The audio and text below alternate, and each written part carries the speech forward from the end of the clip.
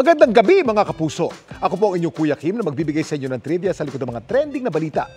Ngayong tag-ulan, nagsusulputan na naman ng mga kabute. Pero sa kagubatan ng Camarines Sur, may isang kabuting na videohan na tila umuusok kahit wala naman daw nagsisiga. Paano nangyari ito? Itong video na nakuna ng mountaineer na si Jojo habang nagsasagawa ng foraging at wildlife documentation sa kagubatan ng Camarines Sur.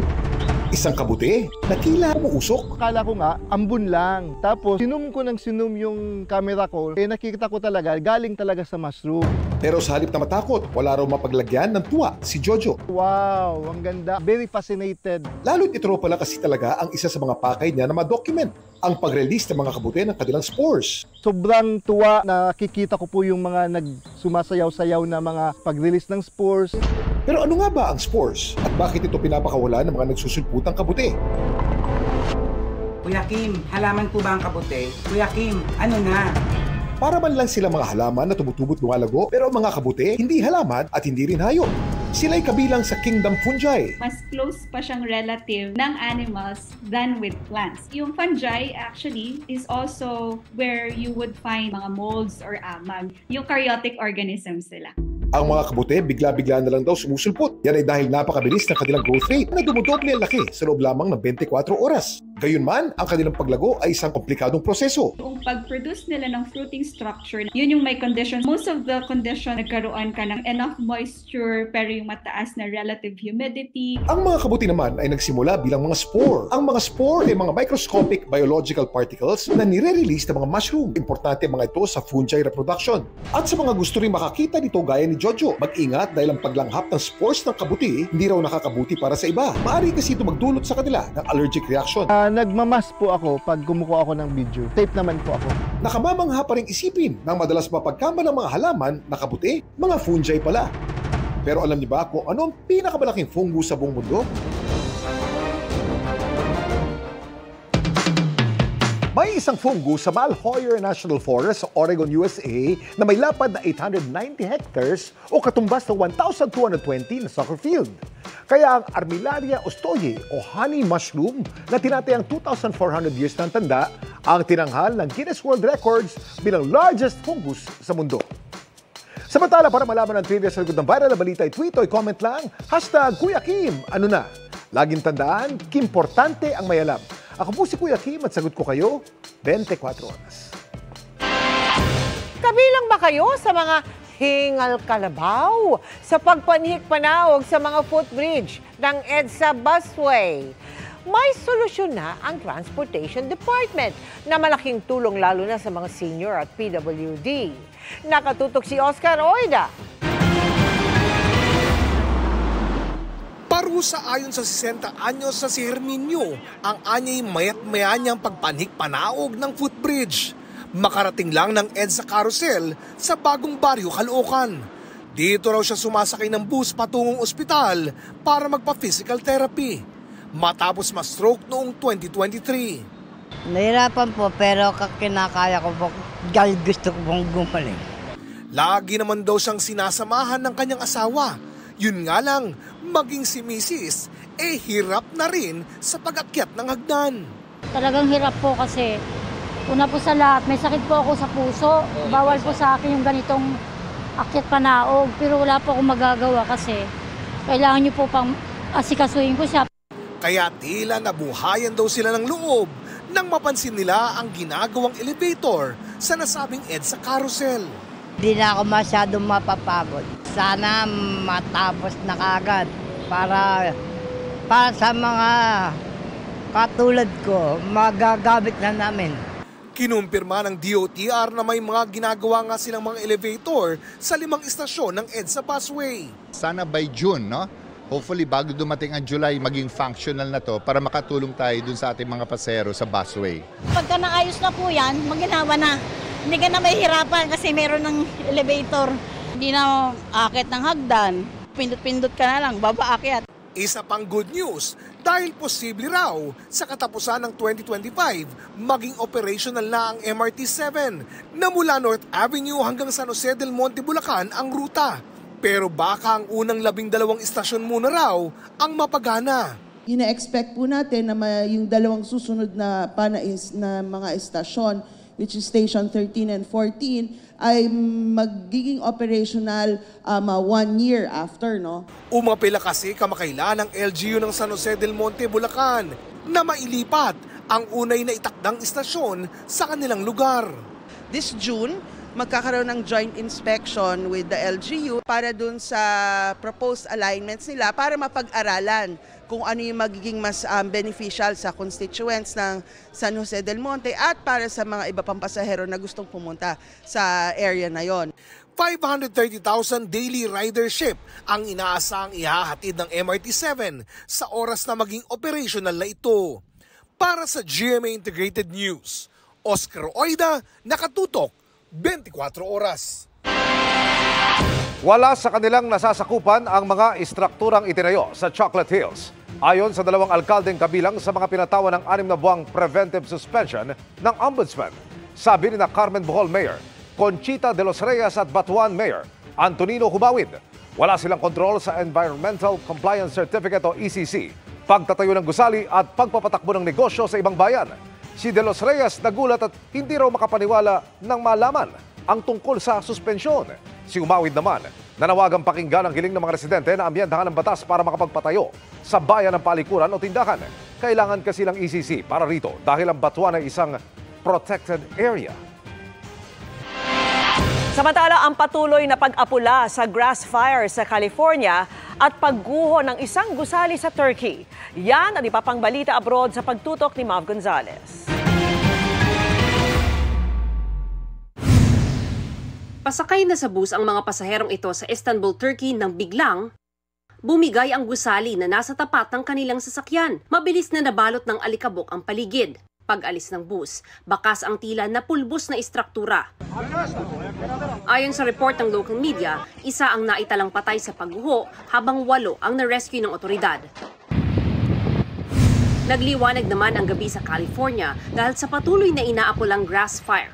Tinatayang nasa halos 5,000 ektarya na ang nilamon ng apoy na ayon sa mga otoridad ay 15% pa lang ng naapula. Nasa 400 bombero na rin ang ipinadala para puksain ang sunog. Nag-abiso na ang lokal na opisyal sa lugar sa mga residente na lumikas na. Ayon sa firefighting agency sa lugar, 2 bombero na ang sugatan habang 1 bahay na ang tuluyang naabo. Malakas na ulan naman ang nanalasa sa mga residente sa southern Germany. Ang resulta, pagtaas ng tubig sa ilog at pagbaha sa ilang mga kalsada. Mahigit 500 miyembro na ng Federal Agency for Technical Relief ang idineploy para maghatid ng tulong sa mga apektadong residente. Para sa GMA Integrated News, Mav Gonzalez, nakatutok, 24 oras. May dagdag bawas sa presyo ng ilang produktong petrolyo ngayong unang Martes ng Hunyo. 70 sentimo ang ibinaba ng presyo kada litro ng gasolina. Pero may taas presyo sa diesel na 60 sentimo kada litro. 80 sentimo naman ang dagdag sa kada litro ng kerosene. Bistado ang pagpapanggap umano ng isang lalaki bilang abogado matapos ireklamo ng dati niyang kliyente. Hindi rin tugma ang ginagamit niya umanong pangalan sa kanyang mga ID. Nakatutok si Mark Salazar. Ang naka-blue long sleeve sa loob ng courtroom nakausap ng judge ang target ng operasyon. Paglabas niya ng korte, inaresto na siya ng Anti-Organized and Transnational Crime Division ng NBI. Inaaresto namin kayo sa salang usurpation at sa ilalim ng revised penal code. Meron kayong karapatang manahimik dahil lahat ng gamitin nyo, lahat ng sabihin ninyo, inauthorize siya ni judge. Ayon sa NBI, sa mahabang panahon, di umano'y nagpanggap na abogado ang inarestong lalaki. Isang dating kliyente ng suspect ang dumulog sa NBI dahil nagduda sa pagkaabogado niya. Ayon sa NBI, iba ang pangalan niya bilang abogado at sa kanyang mga government ID. Nag-issue si Supreme Court naman ng certification na yung ginagamit niyang roll number, hindi yun, nakapangalan yun sa ibang tao. Yung ginagamit niya, yun nga, 1954 bar pa yun. So, napakatagal na abogado yun. At patay na yung abogado na yun. Pag hiningan mo siya ng any identification or certification na talagang abogado siya, wala siyang maipakita. May paliwanag ang suspect kung bakit magulo ang kanyang records. Since 1994, I am religiously in practice. Then comes the 2000 executive order, the computerization of all courts. There is human error during the computerization. Sabi ng NBI, hindi pa tiyak kung gaano nakatagal siyang nagpapanggap pero siguradong marami na raw itong hinawakang kaso. Kasi marami siya naging kliyente. At in fact, kilala nga siya nung mga security doon sa Hall of Justice kanina nung in-inquest siya. Kilala siya ng mga security doon kasi nag-a-appear siya doon. So talagang nagpapakilala siyang abogado. Siyempre, may implikasyon daw sa mga kasong hinawakan ng suspect kung malalaman ng korte na peking abogado pala ang binistahan nila. Yun yung subject ng follow-up investigation natin. I-check natin kung anong mga cases pa na nag-appear siya. Mag-a-appear ulit siya bilang suspect naman at kukuha raw siya ng ibang lawyer na magtatanggol sa kanya. Ang fundamental rights siyempre na yung presumption of innocence, yan yung fundamental rights yan. Para sa GMA Integrated News, Mark Salazar, nakatutok 24 oras. Inilabas ng AFP ang video ng pang-aagaw ng mga Chino sa food supply para sa mga sakay ng BRP Sierra Madre at ang pagtapon ng supply sa dagat. Pero pinalalabas ng China sa sarili nilang video na mga Pilipino ang nagkakalat kahit hindi naman. Nakatutok si Sandra Aguinaldo. Inilabas ng AFP ang videong ito na kuha noong May 19. Makikitang paikot-ikot sa dagat na tila naghahabulan ang dalawang rubber boat ng Pilipinas at dalawang mas malaking rigid-hulled inflatable boat ng China.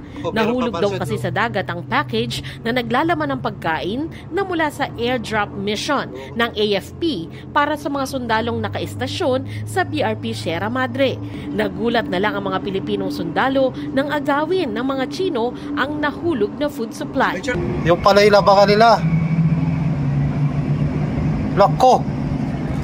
Wala. Lapitan nyo kagad yung lapitan nyo kagad. Kinuha nila yung para-drop. Kaya mistulang agawan ang nangyari. Kunin yung parachute. Lahi, dalhin sa Bangura. Lako. Sa Bangura. Babanggain kayo. Bangura lang kayo, Bangura. Dalhin nyo sa Bangura. Huwag nyo ipagawa. Hey! Kuha ang video ng sundalo sa BRP Sierra Madre. Ayon sa AFP, lumapit ang mga Chino ng 5 hanggang 10 meters sa barko ng Pilipinas. The PLA agents have no authority to be within our exclusive economic zone. They should not be there. They have no right. They were trespassing into our exclusive economic zone. Secondly, they interfered in a legal operational resupply mission. Ayon sa AFP, nang makita ng mga Chino ang laman ng package, inihulog nila ito pabalik sa dagat. Ilan sa mga food items nakuha pa mula sa dagat, pero karamihan daw ay lumubog at nasira. Ayon sa AFP, ang tagpong ito noong May 19 ay konektado sa paratang ng China na nanutok umuno ng baril ang mga Pilipino sa Chinese Coast Guard.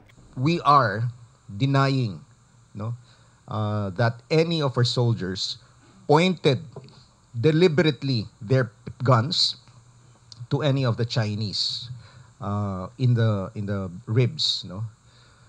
But we will not deny the fact that they were armed, because the BRP Sierra Madre is a commissioned Philippine Navy ship.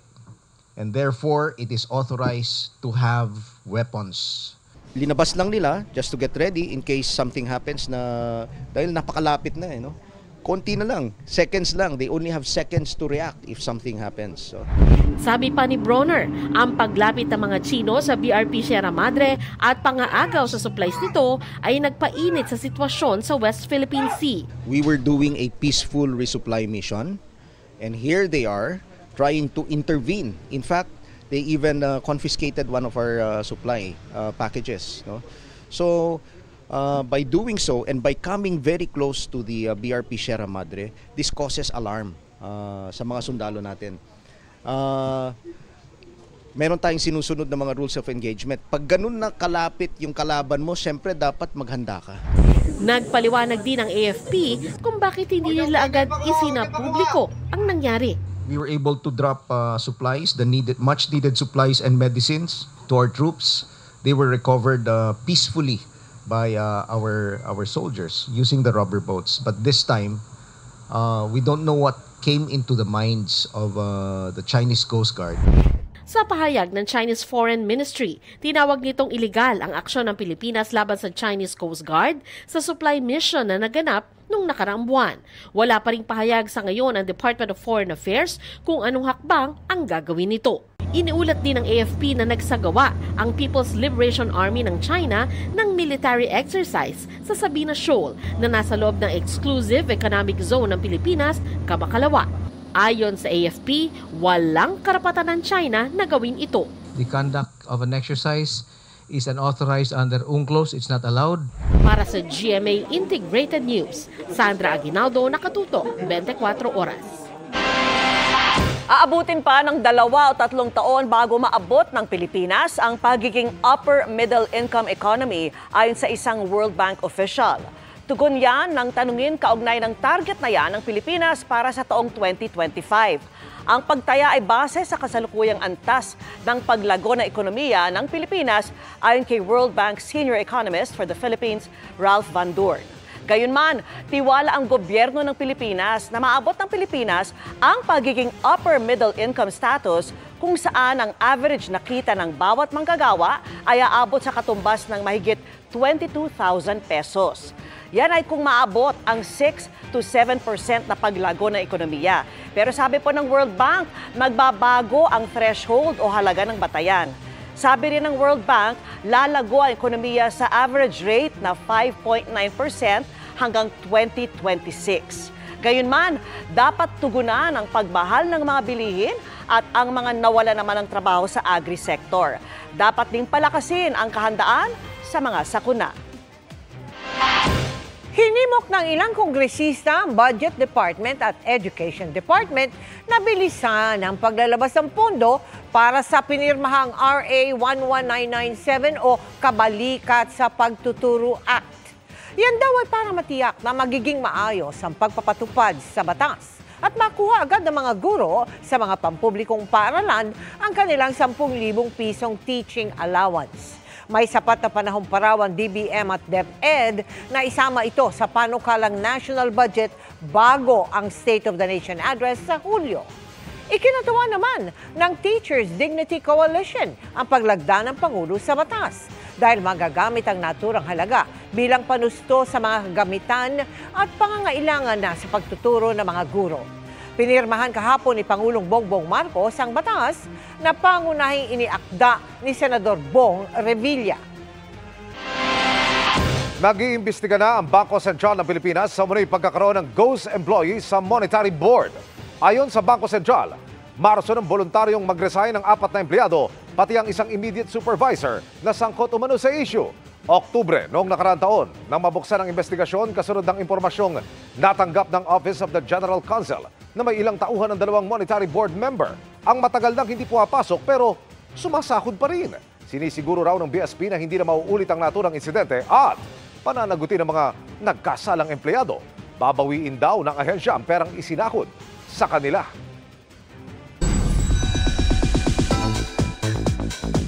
Estasecto Encantadix dahil isa-isa nang kumakasa sa makeup transformation ang 2016 Sangres. After Sangre Alena, Gabby Garcia, si Hara Amihan, Kylie Padilla naman ang next. Makichika kay Aubrey Carampel. Sing-init ng apoy. Goosebumps na hatid ng hangin. Nakakangatog na lamig ng tubig. At tila nakakasyok na pagyanig ng lupa. Ganyang feels ang hatid ng Sangres sa pasabog nilang transformation noong 2016. At 8 years after, muling nagbabalik ang mga minahal nating karakter sa pagpapakilala ng New Gen Sangres na sina Sangre Terra, Adamus, Flamara at Dea, Angel Guardian sa Encantadia Chronicles Sangre. Sa TikTok, una nang ginalaw ni Gabby Garcia ang baso at naghatid ng nostalgia sa kanyang muling pagbibihis Alena. Marami ang napa-estasekto dahil ang entry ni Gabby may almost 20 million views na.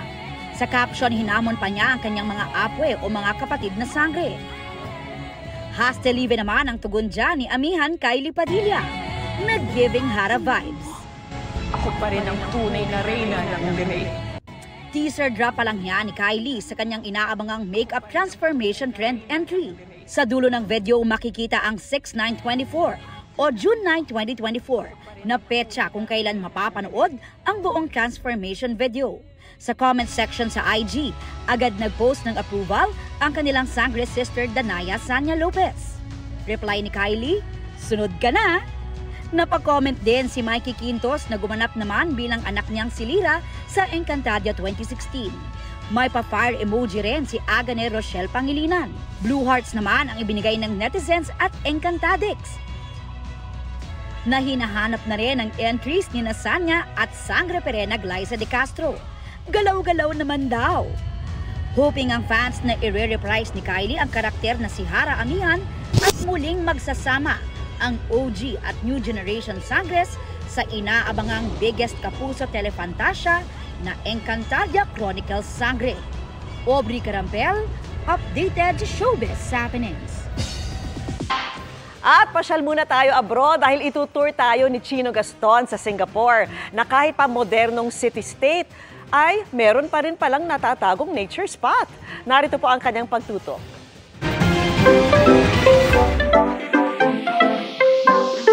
Kung simbolo lang naman, Merlion na ang pinakakilala sa Singapore. Nasa Marina Bay ang pinakasikat nitong statwa ng kalahating isda para sa pagiging dating fishing village ng city-state at kalahating leon para sa Singapura o Lion City. Sa Central Business District kung nasa ng nagtataas ang gusali, kabilang ang Marina Bay Sands na lalong makulay tuwing gabi.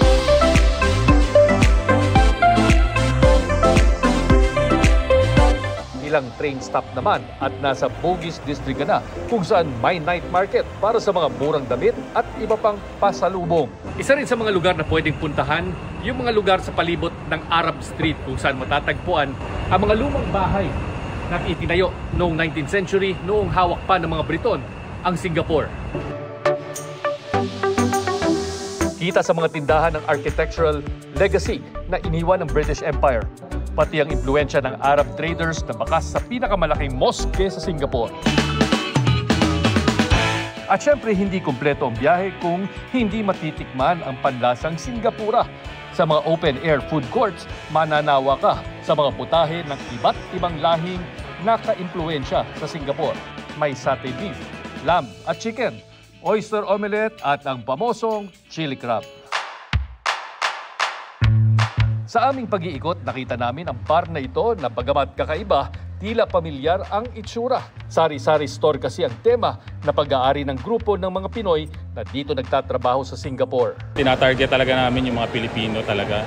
Nakita nyo naman yung concept, tambayan pa rin. So para talaga sa magkakabarkada namin, ganun. Then we're looking for opportunity rin for business.